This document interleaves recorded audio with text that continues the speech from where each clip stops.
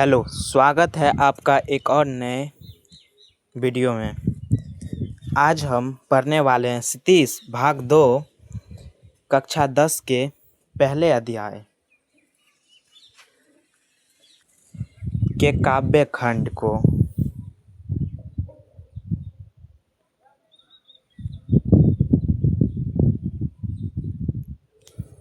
तो चलिए पढ़ते हैं और देखते हैं क्या है पहला चैप्टर। हमारा पहला पाठ है सूरदास का पद।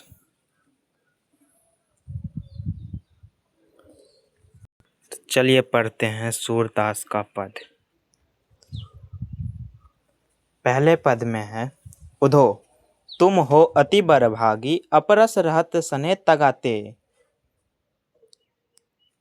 नाहिन मन अनुरागी, पुरीन पाता रहत जल भीतर, तारस देह न लागी। जो जलमा तेल की गागरी, बूंद न ताको लागी। प्रति नदी में पाँव न बोरियो, दृष्टि न रूपी परागी। सूरदास अबला हम भोरी, गुर चाटी ज्यो पागी। अर्थात अब हम इसके भावार्थ देखेंगे। गोपियाँ उद्धव से कहती है कि तुम बहुत भाग्यशाली हो, क्योंकि तुम संसार में रहते हुए भी किससे प्रेम नहीं करते।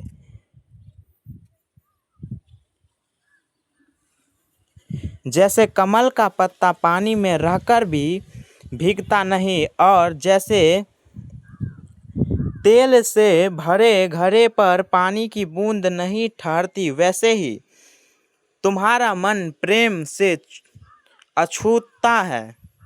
लेकिन हम भोली गोपियाँ श्री कृष्ण के प्रेम में पूरी तरह डूब चुकी है। हमारी दशा उस चींटी जैसी है जो गुड़ से चिपक जाती है और निकल नहीं पाती। अब हम देखेंगे सूरदास का दूसरा पद। तो चलिए शुरू करते हैं। मन नहीं 10-20 कही, एक हुतो सो गायो श्याम संग को अवरोधय। ईश इंद्री स्थिर भई केशव बिनु, जो दे बिनु शीश। आशा लागी रहत तन सुआसा, जिभहि कोटु बियास। तुम तो सखा श्याम सुंदर के, सकल जोग के ईश। सूरदास रसिक की विद्या, पूर्वो मन जगदीश। अर्थात अब इसका हम भावार्थ देखते हैं।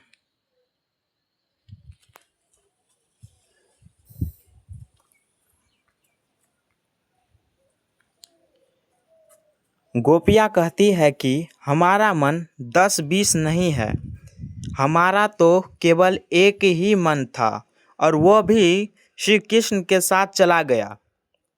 अब हम किसी मन से योग करें।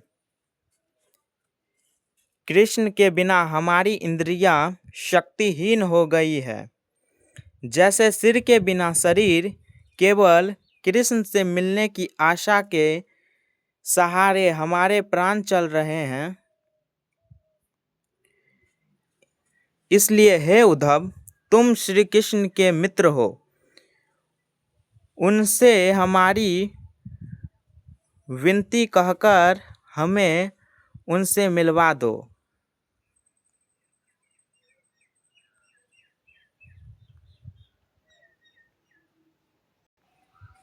अभी तक हमने सूरदास के 2 पद का भावार्थ देख लिया है और 2 पद पढ़ लिया है। अब हम तीसरे पद की ओर जाएंगे।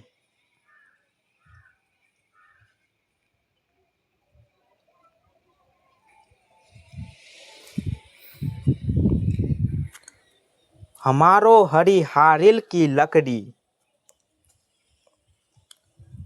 मन कर्म वचन नंद नंदन उर, यह दिद करी पकड़ी। जगत सोवत स्वप्न दिवस, निस किन्ह किन्ह जप रही। सुनत जोग लगता है ऐसा, ज्यो करुई ककड़ी। सो व्याथी हमको लो आए, देखी सुनी न करी।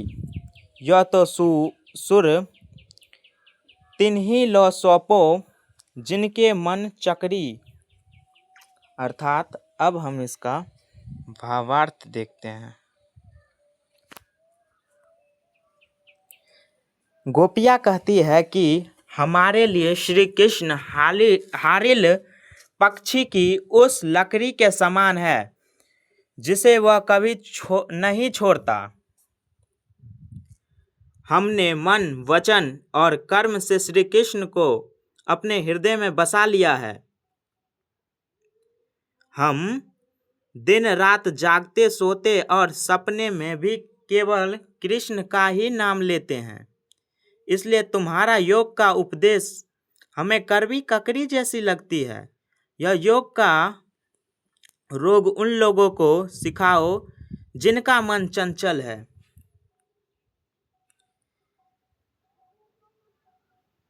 यह योग का रोग उन लोगों को सिखाओ जिनका मन चंचल है। हमारा मन तो केवल श्री कृष्ण में लगा है। अब हम पद 4 पर बढ़ते हैं।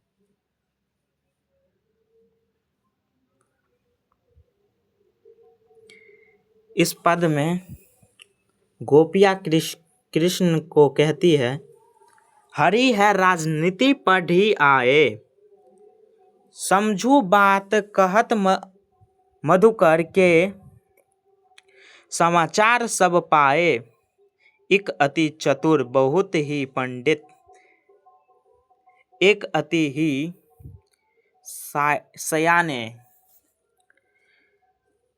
यद्यपि बड़े जोगी अति ज्ञानी, जोग रीति पहचाने, मुखी भोलो अपनो जो जाने, जे ही बात निहारे। अब अपने मन फेरी पधारो, यहाँ तुम्हें निहारे, नहीं कहूँ नीति अपनी जे, औरनी नीति छुड़ावो, तब कही लीजे सुर, पान हम तीजो सतभावो। अर्थात हम अब इसका भावार्थ देखते हैं।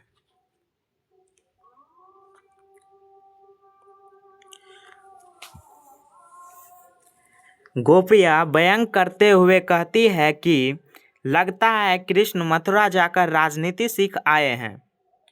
उन्होंने अपने मित्र उद्धव को हमें समझाने भेज दिया है। उद्धव स्वयं को बहुत बुद्धिमान और ज्ञानी समझते हैं, पर उनका योग का उपदेश हमारे किसी काम का नहीं। इसलिए वे अपने उपदेश अपने पास ही रखे। हमारा जीवन केवल श्री कृष्ण के प्रेम के लिए है और हम उसी प्रेम को कभी नहीं छोड़ेंगे। इसी के साथ आज का पहला पद सूरदास का पद समाप्त हुआ। मिलते हैं हम किसी और नए वीडियो में। Bye bye.